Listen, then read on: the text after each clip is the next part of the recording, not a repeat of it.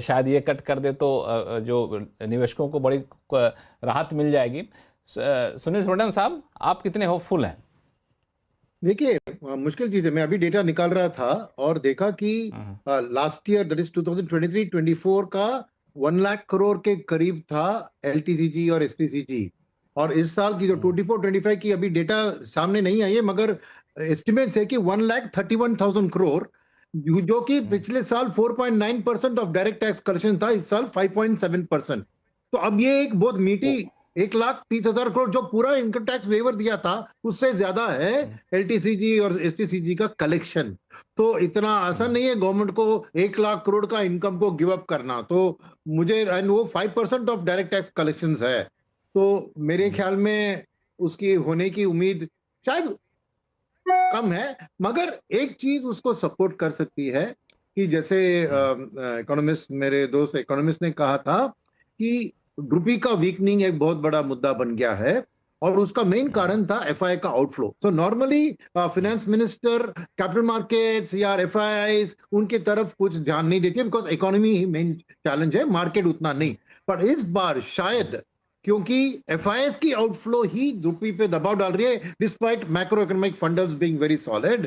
तो मेरे ख्याल में वो कुछ चीज शायद एफपीआईज के लिए एलटीसीजी हटा सकती है, ताकि वो सेंटिमेंट अगर पॉजिटिव हो जाए तो रुपये में वीकनिंग उतना बहुत कम हो जाएगा।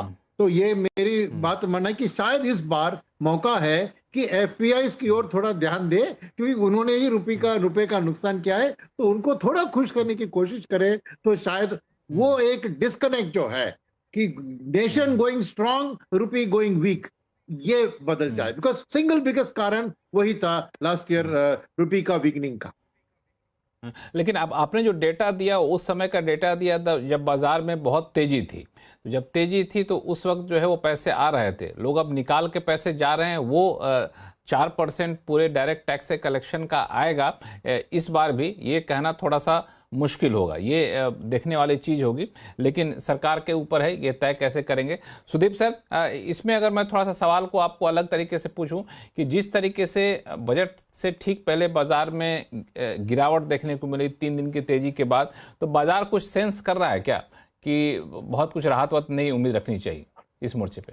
लक्ष्मण जी, ये मुद्दे पे आने से पहले 1 मिनट के लिए मैं सुनील साहब का जो पॉइंट है उस पर थोड़ा रिस्पॉन्ड करना चाहता हूँ। उन्होंने भी ये साफ कहा है कि एफपीआईज के लिए capital gains, long capital gains tax में राहत शायद फायदे का हो सकता है इकोनॉमी के लिए। अब उन्होंने एक बहुत अच्छा मुद्दा सामने लाया है कि ये जो इतना बड़ा रकम कलेक्ट करते हैं सरकार, वो कहां से आएगा, क्योंकि 1 लाख 1.5 लाख करोड़ बहुत बड़ा अमाउंट है बजट के कॉन्टेक्स्ट में, तो वो पैसा कहां से आएगा। इसका भी बहुत ही अच्छा सोल्यूशन है, और जो कि मुझे लगता है सरकार के तरफ से बजट में करना चाहिए। और आपने पिछली बार मुझे एक चीज पॉइंट आउट करने के लिए बोला था, तो मैंने एक चीज बोला था, अब मैं दूसरा पॉइंट बोल रहा हूं जो मुझे लगता है सरकार को इस बजट में जरूर करना चाहिए। देखिए, पिछले साल कितने आईपीओज आए, और ये आईपीओज में ज्यादातर ऑफर फॉर सेल था। इसका मतलब प्रोमोटर जो है वो अपना पैसा निकाल लिए है, एक अच्छा वैल्यूएशन पे अपना पैसा निकाल लिए है। इसमें कोई बुराई नहीं है, उन्होंने रिस्क लिया, इन्वेस्ट किया, कंपनी अच्छा परफॉर्म कर रहा है, आईपीओ के जरिए वो पैसा निकाल रहे। पर अनफॉर्चुनेटली सरकार, जो कि सबसे बड़ा शेयर होल्डर है, उन्होंने कुछ नहीं किया, खास कुछ नहीं किया। अपॉर्चुनिटी तो बहुत है, जो सारे सरकारी कंपनीज हैं उनके शेयर्स कहां से कहां गए हैं। सरकार की तरफ से ये डाइवेस्टमेंट की तरफ ज्यादा ध्यान नहीं दिया गया। मुझे तो लगता है ये एक क्रिटिकल लैक्यूने है हमारे जो कंट्री का जो फाइनेंशियल मैनेजमेंट हो रहा है, इसका एक अगर लैक्यूने, सिंगल लार्जेस्ट लैक्यूने अगर आप कहें, तो मुझे तो लगता है ये डाइवेस्टमेंट पे ध्यान ज्यादा ना होना एक बहुत बड़ा लैक्यूना है। मैं ये नहीं कह रहा हूं कि सरकारी कंपनीज को प्राइवेटाइज कर दो जिसमें कि पॉलिटिकल बैकलैश ये वो। अब आप हिंदुस्तान जिंक में एक छोटा सा शेयर होल्डिंग लेके बैठे हो, वेदांता कंपनी मैनेज करता है, वेदांता ग्रुप का कंपनी है, पर आपका एक शेयर होल्डिंग है। अब वेदांता जाके उसका एक हिस्सा ऑफर फॉर सेल के जरिए बेच रहा है, तो सरकार की तरफ से क्यों नहीं एफर्ट लिया जा रहा है? इतना अच्छा वैल्यूएशन हिंदुस्तान जिंक सिल्वर का रैली के कारण हो गया है, तो क्यों नहीं एफर्ट लिया जा रहा है? ऐसे मैं आपको मतलब पूरा शाम गिना सकता हूँ कितने सरकारी कंपनीज हैं और कितना बड़ा शेयर होल्डिंग सरकार लेके बैठा है, जहां पे थोड़ा थोड़ा डिसइन्वेस्टमेंट करना बहुत ही जरूरी है सरकार के लिए रकम इकट्ठा करना। देखिए, टैक्सेशन एक लेवल तक आपको ले जा सकता है, पर अगर आप अपना कैपिटल अकाउंट से भी पैसा नहीं निकालोगे, सक्सेसफुल कंपनी में डिसइन्वेस्टमेंट नहीं करोगे, तो क्या फायदा है? तो मुझे तो लगता है कि इस पे सरकार को ध्यान देना चाहिए। जी। का संडे है, संडे मार्केट खुला रहेगा क्योंकि इंडिया का यूनियन बजट पेश होता हुआ नजर आएगा।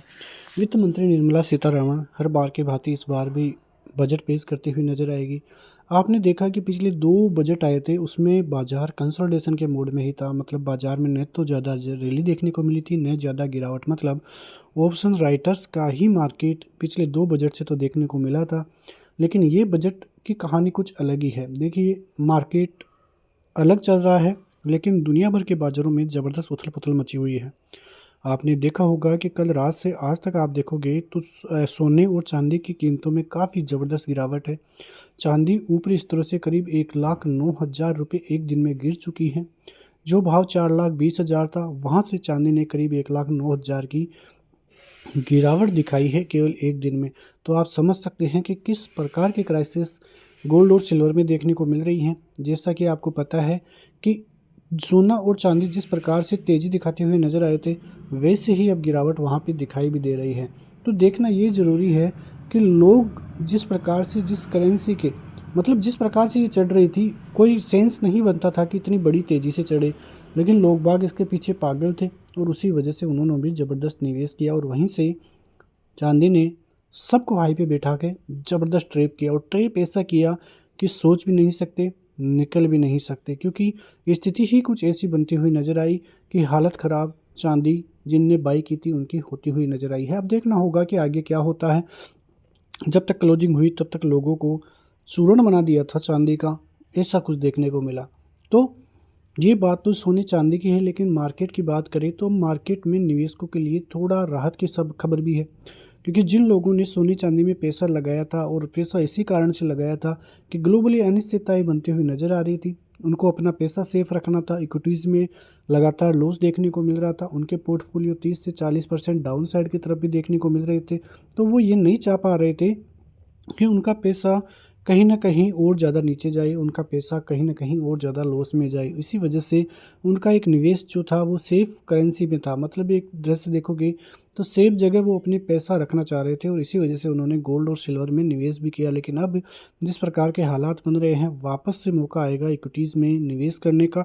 तो कल का यूनियन बजट है, कल मार्केट खुला रहेगा, लेकिन सोमवार के दिन काफ़ी ज़बरदस्त हलचल फिर देखने को मिल सकती है, क्योंकि पिछले 2 बजट में भी ऐसा ही देखने को मिला कि बजट वाले दिन तो कुछ नहीं था, लेकिन उसके आगे जिस प्रकार की चीज़ें देखने को मिली वो काफ़ी ज़बरदस्त थी। तो सतर्क रहना है, कैपिटल बचा के काम करना है, क्योंकि जिस प्रकार के हालात अभी दिखाई दे रहे हैं उनको देखते हुए तो लग रहा है कि मार्केट की तरफ से कुछ न कुछ बड़ी हलचल दिखाई देगी। तो देखना होगा कि हालात किस प्रकार से बनते हुए नज़र आते हैं। यदि मार्केट में कुछ न कुछ उलट-पुलट होता है तो दिक्कतें फिर बढ़ती हुई नज़र आ सकती है, इसलिए थोड़ी सतर्कता के साथ निवेश करना है। बजट जो कि काफ़ी अहम रहेगा मार्केट के लिए, यदि मार्केट के लिए बजट में कुछ भी उल्टा आता है तो दिक्कतें इंडियन मार्केट के लिए बढ़ती हुई ही नज़र आएगी। और ऐसा नहीं है कि इंडियन मार्केट में गिरावट नहीं हो सकती है। यदि कुछ भी गलत आया मार्केट के लिए तो गिरावट बहुत ज़्यादा ज़बरदस्त तरीके से होगी। हो सकता है कि मार्केट ऊपरी स्तरों से 3 से 4% गिरे पहले दिन और लगातार फिर वो ट्रेंड नेगेटिव ही मार्केट में होता हुआ नज़र आए। तो देखना होगा कि किस प्रकार से मार्केट में रणनीति बनती है। मिलते हैं नेक्स्ट वीडियो में, तब तक के लिए जय हिंद।